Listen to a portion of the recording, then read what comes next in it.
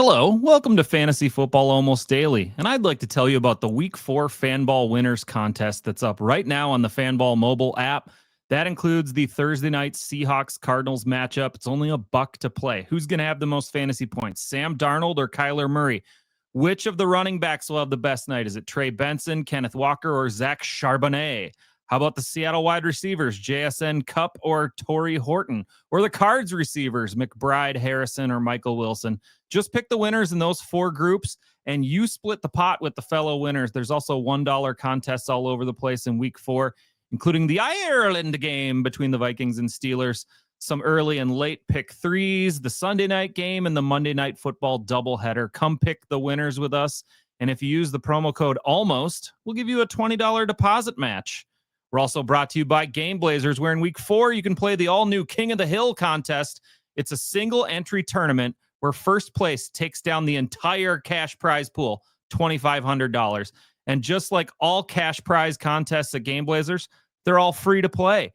Take your shot at $36,000 in prizes on the line in Week 4 at Game Blazers. And if you haven't registered yet, make sure to use promo code FFAD when you make your first deposit for a match of up to $100. But Matt, why do I need a deposit match if the games are free? Well, you buy digital player items in packs, kind of similar to buying a pack of trading cards. Each NFL player has a multiplier as well, so you can get different versions of each of your players. In your first pack, you could get a Lamar Jackson at a 1.5x multiplier. You could use them every week of the season. Wouldn't that be nice? You can also target and buy specific players in the marketplace. You choose how you assemble your team, and then you build your ultimate fantasy team at Game Blazers. Today, we dive deep into the Sunday slate for Week 4 on Fanball. But first, less than Jake. From the Sports Hub Games Network, this is Fantasy Football Almost Daily with your host, Matt Harrison.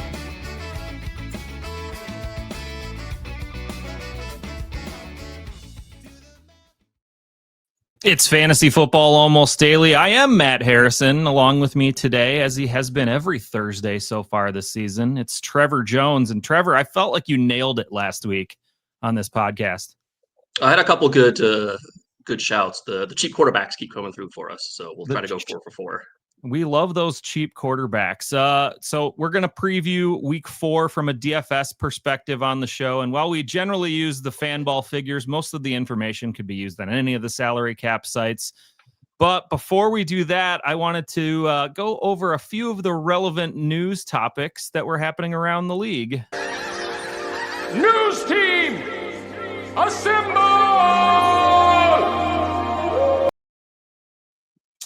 Trevor, John Lynch told reporters that Brandon Ayuk is not close to returning from his knee injury, suffered over a year ago now. They said that there was some extra ACL stuff in there, and I'm guessing that you don't have many shares of Brandon Ayuk, but if you do, is it a scenario where you're sending him away for 50 cents on the dollar? Yeah, I think anything you could get for him. Throw him at the most desperate guy in your league, or maybe, the guy who's in first place who can afford to carry him on the bench for another 6 weeks. Sure. But, boy, like you said, a year out and then extra work, that's not what you want to hear.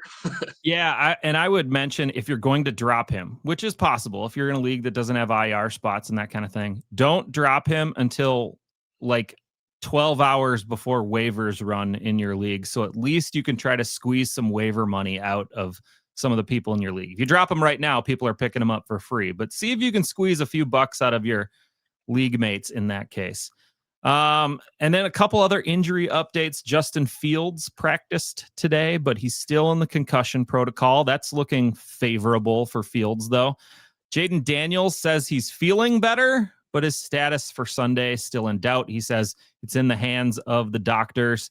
And either of those guys intriguing for you if they are starting this week, or do you just want to go with the more sure thing in DFS?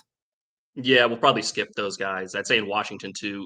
Sounds like Terry McLaurin is unlikely to play this week. Oh, so yeah, that's my any kind of upside you had from Jaden. Okay, any kind of upside you had from Jaden, I think you're going to need Terry on the field to realize it. Yeah, Terry McLaurin missed practice on Wednesday. So did Ja'Cory Krosky-Merritt. He was resting a sore knee. So both of those guys may be down. Chris Rodriguez could be a very, very sneaky start this week. And I don't think either of us have him highlighted in our Fanball preview, but Chris Rodriguez and Jeremy McNichols. Here we go. Do we know who they prefer out of those two? It kind of seems like Nichols Rodriguez had more snaps and more touches than McNichols, but it was almost a three-way split last week. Yeah. I'd like to see probably some more clarity before I fired any DFS bullets at those guys. Although they're cheap enough that maybe. They are very cheap. Last two guys, Xavier Worthy was a full participant in practice for the Chiefs. I think he's going to go this week. And Chris Godwin, he had a gruesome leg injury last year. He was a full participant in practice for the Bucks. And since they're going to be missing Mike Evans for a few weeks, this is pretty big news. I'm wondering how they utilize Godwin, as he was the slot wide receiver for almost all of last year. He did flex out a little bit more the year prior to that, but all of his great production came as a slot wide receiver. Emeka Egbuka has been playing that spot since Godwin's been down. So something's got to give here. They're going to rotate one of them to the outside, but Sterling Shepard's the guy who probably sees most of the outside work for the Bucks while Mike Evans is down. Yeah, I think Igbuka will probably end up playing more outside. He has a little bit more of that versatility than I think Godwin does. It's just at Ohio State, they ask their receivers to do very specific roles. So sometimes that's where you end up with Terry McLaurin in the third round. And it's like, oh, well, he's one of the best receivers in the league. But we didn't know that because of the kind of the pigeonhole roles that they have at Ohio State. I don't know why they put pigeons in holes like that. That's terrible. Poor pigeons. It's time to dig into week 4. We encourage you to go try out Fanball both on the web and the Fanball mobile app. Our salary cap games, they're still web only, but they're coming to the mobile app very soon. And the mobile app houses the Fanball winners game, where there's a Thursday night Seahawks Cardinals contest, and there's the Vikings Steelers Ireland, and pick threes, and Sunday night and Monday night. You can play for $1 on all of those right now. And you know, if you really like the lineup you're building, boost it a little bit, you can win more. But let's talk about some of our favorite plays on the DFS slate this week. And we've done it by categories the last few weeks. Let's start, Trevor. Who is your player that's going to be in close or all of your lineups, or close to half or all of your lineups this week? Yeah, I think this guy has been in 4 different categories maybe in the 4 weeks we've had the show now. So I'm going to go with Christian McCaffrey, 8K at home against the Jaguars. He leads all backs in targets so far this year, 3rd in the league overall in targets at 32. There's a real chance that Brock Purdy is back. He's practiced on a limited basis this week. McCaffrey averages a full yard per carry more with Purdy than without him. Juwan Jennings is also very questionable this week, leaving just Christian McCaffrey as guys who move the needle. Add to that the Nick Bosa torn ACL. That was one of the 2 good players that San Francisco had on that defense, former DPOI. That's just going to lead to more shootouts, right? With, you take a 99 overall off the field. That's tough. Yeah, and I think this slate this week, it's super interesting because there's a lot of running backs and wide receivers who aren't on the slate, with the Seahawks, Cardinals, Vikings, Steelers, Jets, Dolphins, Bengals, Broncos. They're all out of this slate because of the Monday night doubleheader, the Ireland game, and the regular Thursday nighter. So it's a little bit shorter of a slate. It's almost like a bye week, and I like McCaffrey a lot too. The guy I'm going to be in close to half of all my lineups this week is your boy, Jordan Love. Play a quarterback facing the Cowboys, they say. It seems to work out. Play one who has a new teammate that just got traded from the Cowboys and really wants to embarrass Jerry in every way. I get the feeling that you're going to be really pleased on Sunday night, Trevor. I think the Packers win this game by like 40. Oh, we're going to blow the doors off with them. Yeah, I almost have like no doubt. No CD and Micah with, full revenge. So in the last 2 weeks, the Cowboys gave up 450 yards and 3 touchdowns to Russell Wilson, who does not have a job in the NFL right now. And Caleb Williams, who might have been a bad start away from losing his job in Chicago. He had 298 and 4 last week. So if Jordan Love doesn't go for 303, the Packers should probably just release him. Give him his walk-in papers. 303 minimum. I like it. Okay. Player above 7,000 on FanBall that you're not putting in any of your lineups, Trevor.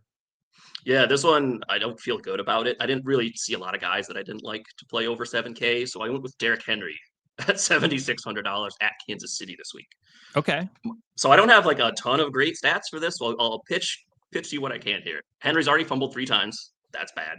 He has just 11 and 13 touches in the past 2 weeks. This is a guy that's never going to be a receiving back, right? You get 1 catch a week, that's fine. So if he's not getting 20 carries, it's really hard to hit that upside. I know he can bust the long ones, but he is 31 maybe. And this exact spot at Kansas City a couple of weeks ago, Saquon, who is right up there with Henry, had just 94 combo yards on 24 touches. So it's not a great matchup, and Henry's not seeing the volume. I'd also say the Baltimore defense might be bad, which isn't good for Derrick Henry, right? It is kind of crazy. So if they're playing a little more shootout, that takes Derrick Henry off the field, frankly. Interesting. My player that I'm not putting in any of my lineups this week, and it's a guy I really like. It's Jahmyr Gibbs, 7,400. He's facing the Browns, who've, as you know, as a Packer fan, they've just been a really good defense so far, especially against the run. 2.2 yards per carry against the Browns, 42 total rushing yards per game allowed to the running back position.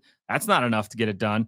Want to add in the passing work, 68 combo yards per game to the running back position. And it's not like they're playing nobodies here. They played Chase Brown, Derrick Henry, and Josh Jacobs in the first 3 weeks. Those are some legit backs. Those were backs that were going in the top 2 rounds of fantasy drafts.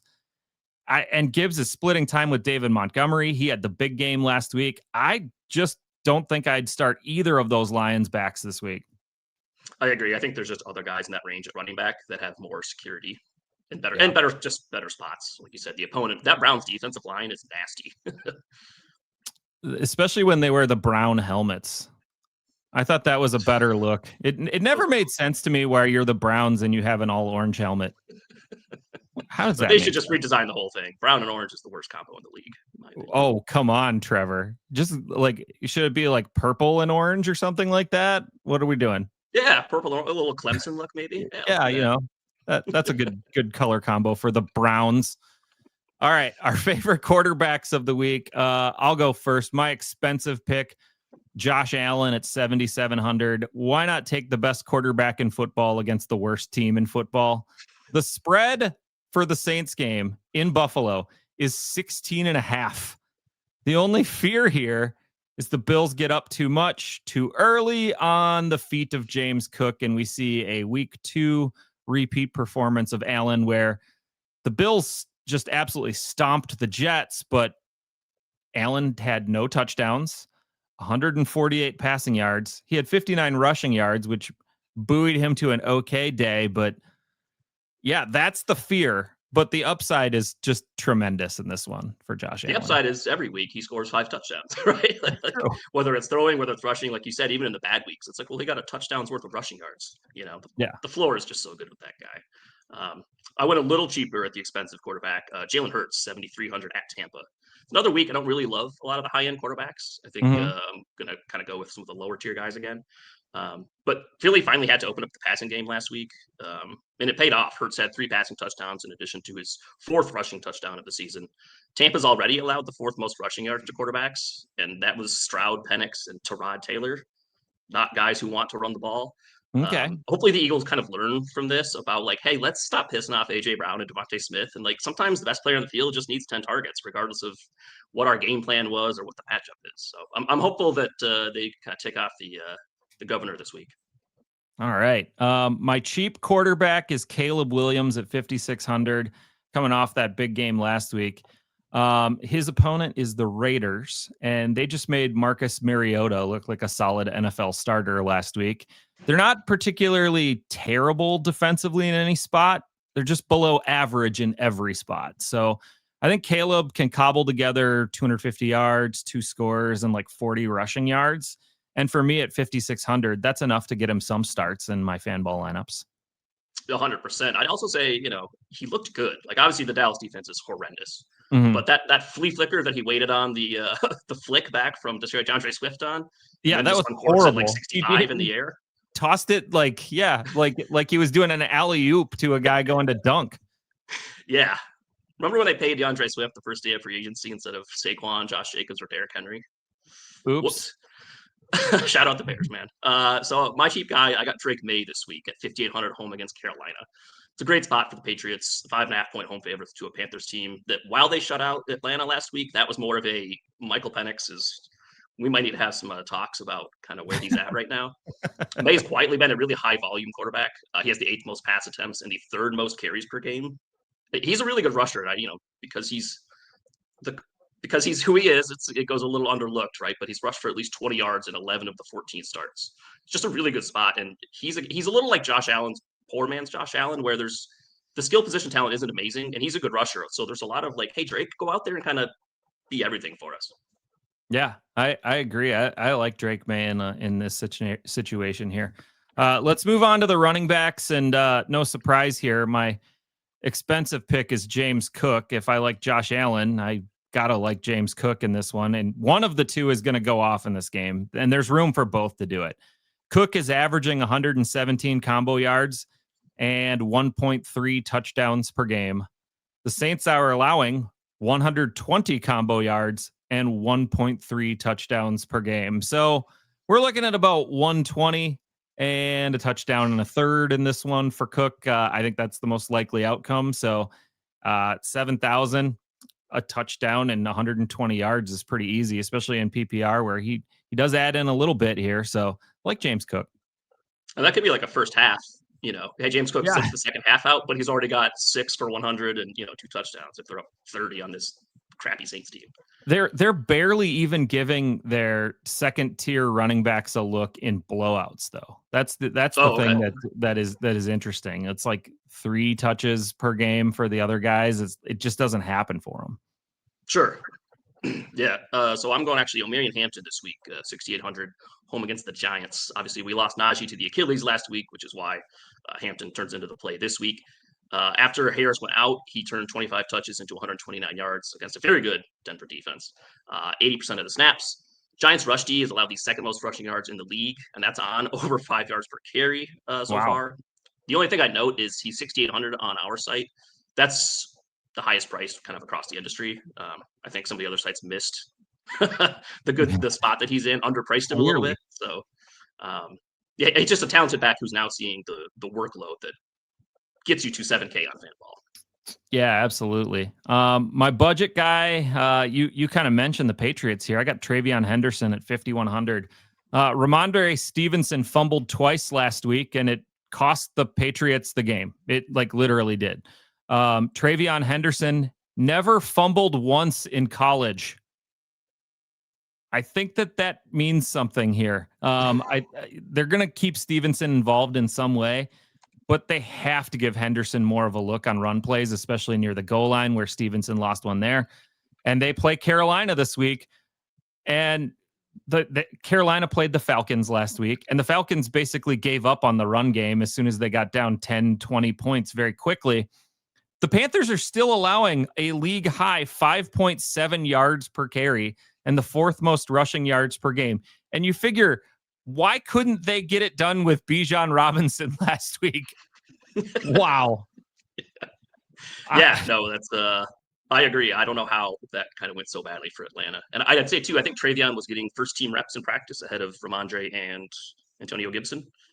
So that, like you said, the goal line fumble for Ramondre, that might have been the dagger that puts Travion into the lead for the rest of the season. Yep. So I'm going to go to the other side of the Giants Chargers game here at my cheap guy, Cam Skattebo, 5,400. Skattebo. Now I wouldn't play them together in the same lineup. You could maybe, but I wouldn't. With Tyrone Tracy out, over 40% of the running back snaps are now available. And the majority of those are likely to go to Skattebo. The other guy in the roster is Devin Singletary, who's 28. He's been just a guy for a few years now. Over the last 2 games, Skattebo turned 21 carries into over 100 yards on over 5 yards per carry, added a couple of rushing touchdowns. He also saw 8 targets in the pass game last week. And some of that might have been just Tracy getting hurt mid-game. But it does appear he has that role over Singletary currently. The only issue I would have is Jackson Dart is he's going big game hunting all the time. So I don't know what the kind of check down situation might look like. So just keep an eye on that this week. But I still like Skattebo either way. Well, I think Dart likes to run a little bit too, so it could kind of cannibalize the running game altogether with Tyrone Tracy out. That's the one thing that I'm nervous about. But again, rookie quarterback in his first ever start, they're probably going to have him hand the ball off a couple of times just to kind of get him used to being in the game in the NFL and the big league here. So, and with Dart being a good runner, that always helps the quarterback or the running back, right? On the ground, it's the quarterback's a threat. It just makes the running back harder to guard too. Sure, and Russell definitely not that threat anymore. My expensive pick at wide receiver is Puka Nacua, the most expensive wide receiver on the slate. As I looked at this, there's not many high-end wide receivers I like in this slate, but Puka's a lock because players don't average 12 targets and 10 catches per game like Puka does. He's also getting 111 yards. It puts him at wide receiver 4 in scoring, and he hasn't scored a touchdown this year. That's insane. That's so much volume. He might break the Cooper Kupp record for all of these receptions and yards in a season. It's going to be pretty close this year. Colts are allowing the 11th most receptions to the wide receiver position at 13 per game, and they're about to see that number skyrocket because the Colts have played Tua, Bo Nix, and Cam Ward, not necessarily a murderer's row of quarterbacks to start the season, not necessarily the caliber of a tosser as Matthew Stafford. So I think Puka Nacua is up for another big game. I literally have reminds me of the Cooper Kupp Triple Crown year written down in the notes. Yeah, because that's what it feels like. And I'd add to Indy just lost their star nickelback Kenny Moore last week. Puka's running over half of his routes from the slot. So in case you needed some extra juice on the Sunday there. So actually you went the other way in that Rams game. Devontae Adams at 6,400. Okay. He's also averaging 10 targets a game. And the great part about this team is it's probably the best stacking team in the NFL right now because it's just 3 guys, right? It's Devontae, it's Matthew Stafford, and then it's Puka. Combined, Adams and Nacua have 69% of the team's target share right now. Adams is currently fantasy's wide receiver number 13 in PPR scoring while catching only 45% of his targets. I have reason to believe that Matthew Stafford will throw some more catchable balls. They're also really making it a point to throw to Devontae in the red zone. Obviously, he's kind of unstoppable in the red zone, and so they're really kind of spamming him. It hasn't paid off with, I think it's just 2 touchdowns so far, but he's a guy that they're absolutely looking to scheme stuff up for when it gets close to the end zone. Totally agree. It's surprising that neither of us went with Stafford, considering we like both of the receivers so much, but I could see doing a Stafford with Puka or Adams lineup in a little bit here. It's tough with Stafford offering just 0 on the ground, right? Well, that's been the case for 10 years, though. So that's true. My budget receiver, I don't know why he's this cheap. Rome Odunze at 5,000. He's $500 cheaper than DJ Moore. And Odunze is clearly the number 1 wide receiver in Chicago now. He's scored in every game, 4 touchdowns on the year, 9, 11, and 7 targets. Many of them have been deep balls. And the Raiders are the opponent. They've allowed the 5th most receptions and 3rd most yards to wide receivers at 183 per game. If you're getting 183 yards passed around to these wide receivers, I got to think Odunze is getting 100 of them. Yeah, no, he's been on fire. I think the Wizard was a little worried about the Dallas defense inflating every team's numbers that they go against. But I agree, Rome is playing really well. It's not just a matchup thing. Cheap guy, I went a little more expensive with Chris Olave at 5,400. He actually leads the league in targets right now at 37, which that's kind of wild. Just 5,400 leads the league in targets. He's had at least 6 catches, 54 yards in every game this year. If we could just get 1 touchdown or a mildly explosive play, like a 20-yard catch, that would be cool. That would be ideal, and we'd be smashing. His average depth of target is actually down to 8.8 this year, which is 5 yards shorter than it was just 2 years ago, which is actually a good thing. It's less of these wind sprint routes where he's just not being targeted, and it's more, again, it's 6 for 54. It's pretty low ADOT. You're not getting a lot of explosives, but he's going to get 7, 8, 9 catches a game, and that's really useful at 5K. That's solid for sure. All right, let's move on to the tight end position. My expensive pick, Tucker Kraft, who's 4,300, which is actually cheap. So my expensive my cheap guy is 100 cheaper than your expensive guy. Yeah, exactly. Dallas is the opponent for Kraft, and here's what they've done against the tight end so far this year. Dallas Goedert caught all 7 of his targets for 44 yards. Theo Johnson had, I guess, a career day with 4 catches and 34 yards. And Cole Kmet scored last week. Colston Loveland had a 31-yard reception. So they really haven't faced a player of Kraft's talent yet. And he was silenced by the Browns last week, but we're just a week removed from 6 catches, 124 yards, and a touchdown. And that's the upside of a player that's coming in at 4,300. Yeah, I'll never say a bad word about Tucker Kraft. So A+. Yeah, you will. A+ pick there. My expensive guy is the expensive guy, Brock Bowers, 6,100, home against Chicago. One of the issues so far this season is that Michael Mayer is playing a lot. That will not be an issue likely this Sunday. Mayer had a concussion, is likely out. Chicago has allowed the most tight end catches in the league through 3 weeks. It's a really good tournament spot too. Bowers is the highest priced tight end on the slate, and he hasn't really lived up to it at all this season. So I think he's just going to be a really low-owned player in kind of a home run spot. I like that. My budget tight end is Orande Gadsden at 3,100. And to be clear, I think there's so much value on the entire slate this week. And I don't know if I'd actually go this deep for a tight end, but just wanted to mention him. He's the new Chargers tight end. He came in last week for his first NFL game, and he got 7 targets. Will Dissly and Tyler Conklin, they're both on the Chargers as well. In 3 games, they've combined for 6 targets. So Gadsden has more targets than the other 2 combined in 1 game. So Herbert seems to be slinging the ball right now. The matchup with the Giants is good. They've allowed the 6th most receptions to tight ends this year. So if you're really, really targeting some high-priced guys this week and you need to get cheap at the tight end or wide receiver tight end position, Gadsden is a guy that you could go with. I never like playing 2 tight ends, but this is a week where you could maybe do it because he's so cheap, right? You could play a Bowers and a Gadsden for just like 9K total. That's not so bad. Yeah. I know, I like that play. My cheap guy is actually Jake Ferguson in that Packers Dallas matchup at 4,200. No CeeDee Lamb this week. It's going to be all Ferguson and Pickens. Ferguson has seen 12 and 14 targets the past 2 weeks. It is a really good Green Bay defense, but Green Bay's been hit by the tight ends in every game so far. 6 for 79 to Sam Laporta, 664 and a touchdown to Zach Ertz. And last week, the Browns' 2 quality tight ends combined for 8 for 65. Like I said earlier, I do think this game is going to be a blowout. And Jake Ferguson's going to rack up like 12 catches for 100 yards. You know, I think he's just a great PPR game. He also played high school and college ball in Wisconsin. So I don't know if there's any kind of revenge on the mind for Oh, yeah, Mr. the Ferguson. revenge angle's totally there. Actually, well, I also didn't realize, I was doing some research. His grandpa is Barry Alvarez. What? Badgers AD/football coach. Yeah. I was like, oh, no wonder he went to Wisconsin. Okay. A little nepotism there. I see how it is. I see.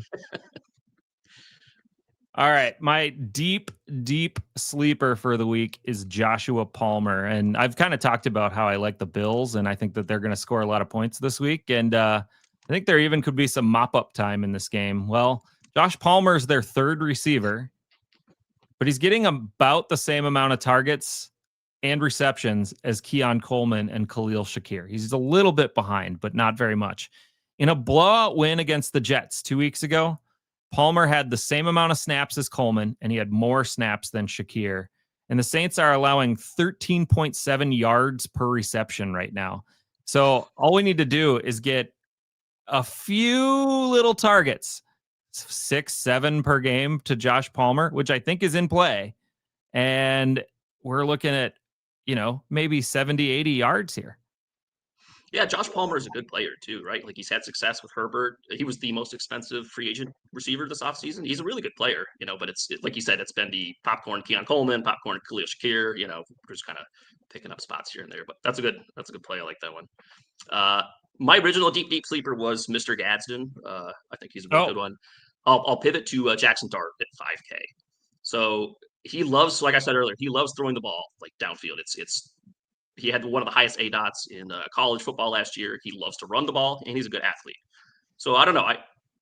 I don't think you need to go this deep, right? I think I'd rather take Drake May. I'd rather play Caleb Williams. But if you need to save a few $500 to spend up for Puka or whoever your favorite expensive guy is, I think you can get there with Jackson Dart this week. Interesting. All right. Do you have a lineup that you've built? I do. Yeah. Okay. So the aforementioned Dart and May are the quarterbacks at RB, we'll go Scadaboo, McCaffrey, and then Josh Jacobs. Jacobs has gotten a lot of work this year, hasn't turned into big fantasy plays or big fantasy production that's coming. And then receiver, we'll go Puka, Amon-Ra. Keenan Allen is still a little bit cheap, and then Ferguson to round out our tight end room. Oh, I like that. That's a good little lineup. I'm going to have to play against it in our Fanball internal contest this week. But yeah, looks scary to me. One more thing I wanted to talk about was the Sunday 5x5, and I'll put that sucker up on the screen here for those of you watching the video version of the podcast. But again, it's the late games. We always do that for the 5x5 option. And in the 5x5, you pick 5 players with no positional requirements. So there's 5 $5 players, 5 $4 players, et cetera, all the way down to 1. And you have to build the best 5-player lineup with $15 in salary cap.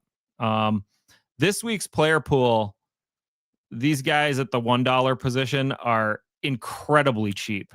We got Brian Thomas Jr., Devontae Adams, Ashton Genty, Brock Bowers, and DJ Moore. And we already talked about how we like Bowers and we like Adams, but those other guys there, wow, they're high-end players. I was going to say, I'm looking at Travis Etienne and Trey Tucker at the $2 line, and then I'm seeing Brian Thomas and Devontae Adams on the $1 line. I think I might stick to the $1 players this week. I mean, Trey Tucker we already talked about currently like wide receiver 3 in football based on last week alone. That's true. Also, I see there's a lot of stacking opportunities in here, right? You could go Caleb at $5, DJ Moore at 1, Geno to Bowers for $3 total. You could throw Genty into that stack if you want. Yeah, absolutely. Lots of good ways to stack here this week. And you could go like really heavy Rams. You could get Puka, Stafford, Kyron, and Adams, fit all of those guys in those lineups. And you'd still have, let's see, you'd have $3 left. So you could, you could throw in a Dak Prescott or a Jordan Love. Go heavy Rams, stack with Jordan Love. How about that? Yeah, that's good. Hope the Rams put up 38 and you score every single touchdown for them, which with that team is absolutely on the table. Yeah, totally possible. All right, so we are pretty much done for this episode. Wanted to remind you about Game Blazers. Common pack bundles are available this week only at Game Blazers. Get 2 packs for $15, and there's a limit of 5 bundles per user. Don't forget to use promo code FFAD for a $100 deposit match only at Game Blazers. Trevor, anything else that you got before we sign off? That's all. Okay, well, that's great. This was Fantasy Football Almost Daily. We'll see you tomorrow, maybe.